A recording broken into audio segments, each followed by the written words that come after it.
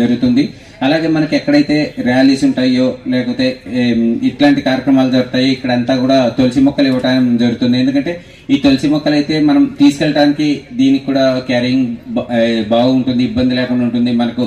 అంటే ఇది కుండీల్లో ఇట్లా పెట్టుకున్నా కూడా వస్తాయి అనే ఉద్దేశంతో ఈ తులసి మొక్కలు ఇవ్వడం జరుగుతుంది. ఫ్రెండ్స్, అందరూ కూడా ఈ తులసి మొక్కలను అంటే ఈ పత్రి గారి ఎనర్జీస్తో ఉన్నాయి వీటిని అన్నింటిని కూడా కంపల్సరీ అందరు తీసుకెళ్లి మీ ఇంట్లో పాటు మీ పక్క వాళ్లకు అట్లా కూడా ఇవ్వాల్సిందిగా కోరుకుంటున్నాం. ఫ్రెండ్స్, ఇంత గొప్ప అవకాశం ఇచ్చిన ప్రతి ఒక్కరికి కూడా హృదయపూర్వకంగా కృతజ్ఞతలు తెలుపుకుంటున్నాం. Thank you.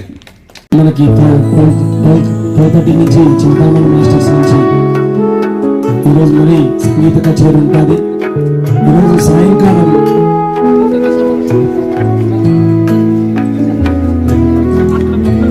ఇక్కడ ఏర్పాటు చేసుకోవాల్సిందిగా కోరుకుంటున్నాను.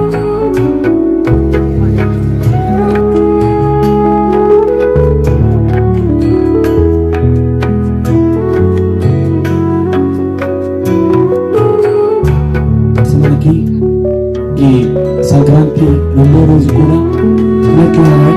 మాస్టర్స్ తో సంగీత ధ్యానం ఉంటుంది.